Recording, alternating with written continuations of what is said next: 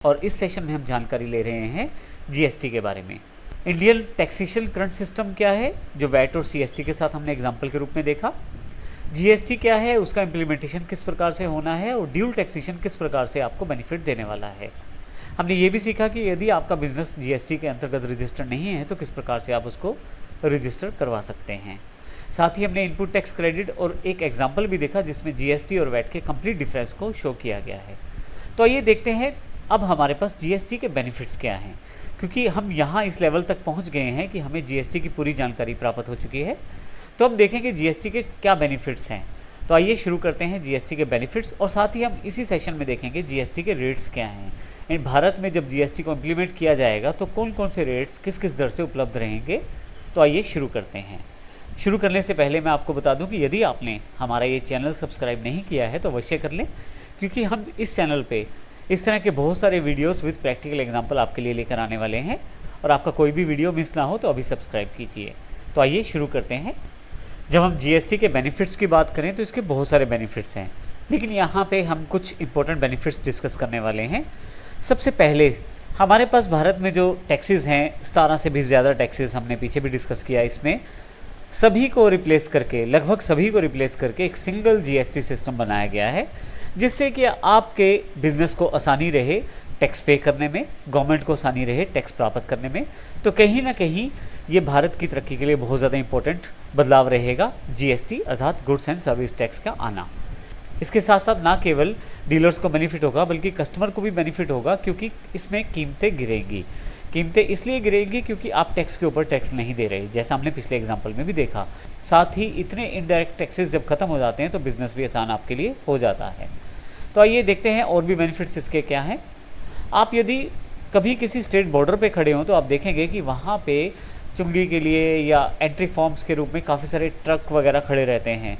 उसका कारण ये रहता है कि वहाँ पे टैक्स कलेक्शन सेंटर्स होते हैं और काफ़ी सारे संख्या में ट्रक्स वगैरह वहाँ खड़े रहते हैं। जब तक वो पास नहीं होते, अर्थात जब तक उनको एंट्री नहीं मिलती, तब तक वो वहीं पे उनको वेट करना पड़ता है, और 10 से 12 घंटे वो ट्रक वहाँ वेट करता है, जिसकी वजह से हमारी जो प्रोडक्ट की कॉस्टिंग है वो बढ़ जाती है।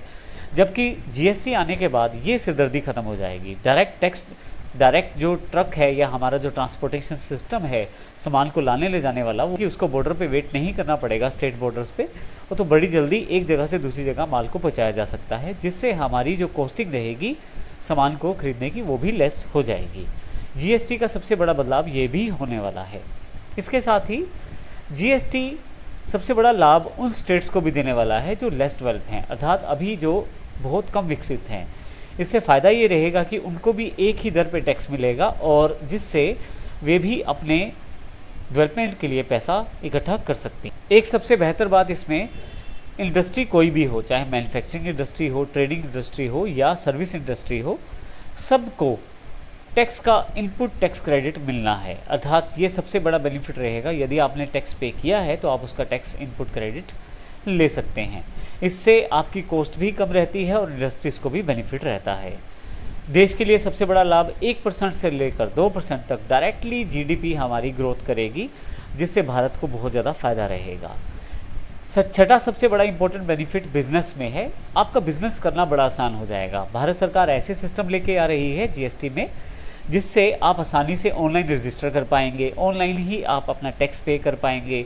इसके अलावा आपका जितना भी रिटर्न्स है वो भी ऑनलाइन चला जाएगा। इन सब चीज़ों की जो इन्फॉर्मेशन है ऑनलाइन रहने की वजह से आपका बिज़नेस करना और आसान हो जाएगा।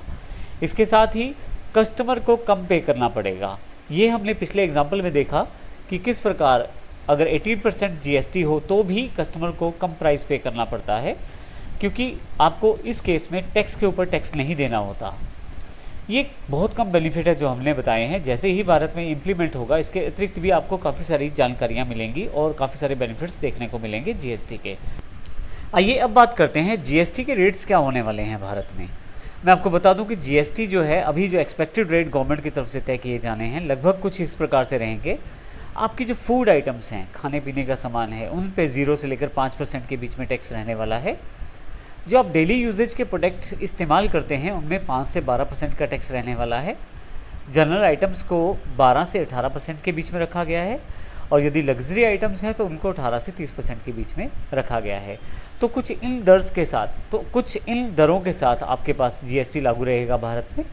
मैं आपको ये बता दूं कि ये केवल एक्सपेक्टेड रेट है, एक्चुअल रेट्स जब जीएसटी इंप्लीमेंट होगा तो वो वहाँ पे दिखाए जाएंगे। ये केवल कुछ एक्सपेक्टेड रेट्स हैं।